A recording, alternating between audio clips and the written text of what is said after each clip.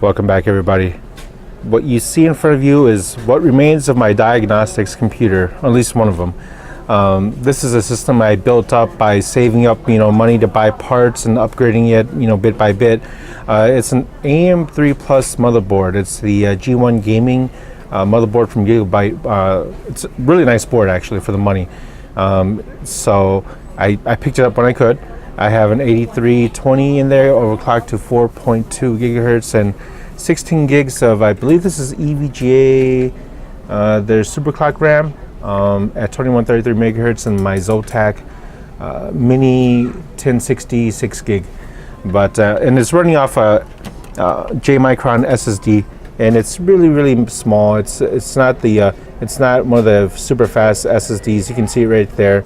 I've just zoomed into it. It's the green board underneath the graphics card there.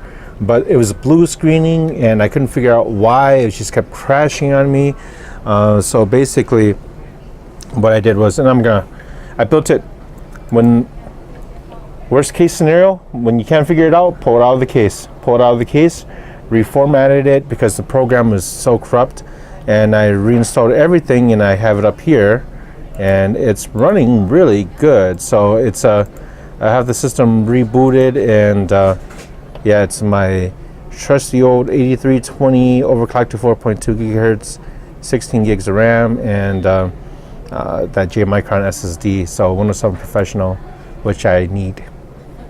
So, but I'm going to put it in a new case, and forgive I did an unboxing of this before, the Carbide Spec 02 Redshift, and I'm going to put it in there and get the rest of my hard drives in there, and the old case that I was in, that cruddy old Senti case, one of those wires must be shorted or something in there shorted, causing a short in the computer, and so everything's going to go into the new case, and I will post a finished video of it. So.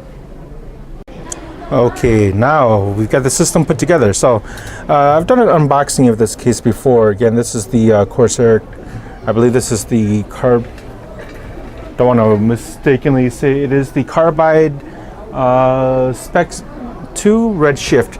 Redshift meaning it just gives you two red LEDs in the front and one red LED in the back. So it's a really good deal. I mean, quite frankly, just because the fans alone are pretty pricey.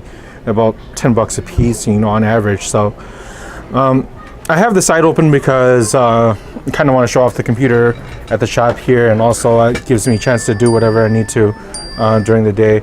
Also, I did notice that the Hyper 212, the pipes, basically it does, in my particular instance, I believe it's bumping right up against the side panel. And so the reason why I say that is because I actually see a little bit of scratch when I took off the side panel, and so I do believe that maybe some people might be able to fit the Hyper 212 in here with no issues, or they think that they're putting it in there with no issues, but maybe it's actually bumping against the CPU cooler, which is not good. But for my instance, for my situation, I really don't care because I might just swap it out one day. Just to let you know, a water cooler like the H series water coolers, so like the H60 for and on those will not fit. I tried to put it in the back, and it just doesn't fit. The radiator actually bumps up against the sides. It will fit if you mount it on top, but in my particular case, I lost my mounting brackets once I put the Hyper 212 in, so I just didn't want to put it back in there. But it works well. Cable management is also in this case. Let me put a light on there so you guys can see. So the hard drives, I got 3 of them in there. One 2 terabyte, two 1 terabytes, and I have my 120 gig SSD as a secondary drive, and my J Micron SSD, which is actually behind my 1060. And so one DVD burner, running Windows Pro. You're wondering maybe why I have running Windows 7 Professional. For whatever reason, Windows 7 really does a really thorough job at diagnosing hard drives versus Windows 10. And so, yeah, it runs perfectly fine with Windows 7 Professional. As you can see with my little J Micron SSD. It's pretty quick, and I have it overclocked at 4.22 gigahertz, 16 gigs of EVGA RAM at 2133 megahertz, and you see my system experiences.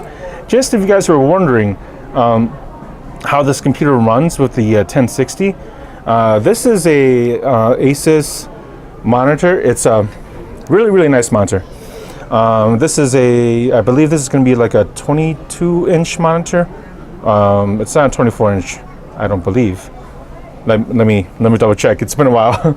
So, only cameraman, I'm gonna measure it out, make sure it's not misquoting you. So I'm gonna put this down real quick, and it does make a difference.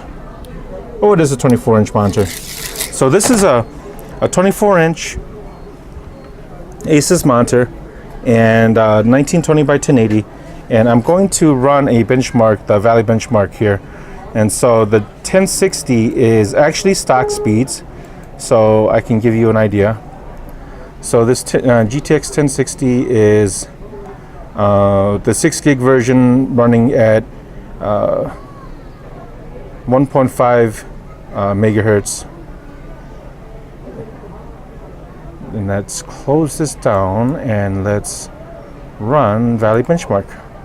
And I'm going to run it at DirectX 11 Ultra anti-aliasing. I'm gonna throw it at 8x. System, meaning it's 1920 by 1080, and we're just gonna run it so you can get an idea of the FPS. With an 8320 overclock to, and that's getting loud, and I'm turning it down. Sorry about that, guys. So let's get the FPS counter. So we're running about 70 frames per second, and that's pretty decent, you know, considering that the anti-aliasing is up all the way like that. So just to give you an idea of what it's running at.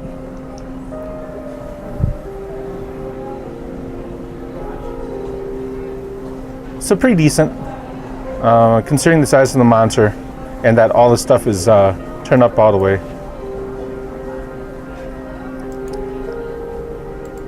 So that should give you an idea, you know, if you run Valley benchmarking, you know, give you an idea of, like, you know, how a 1060 will perform on a 8320.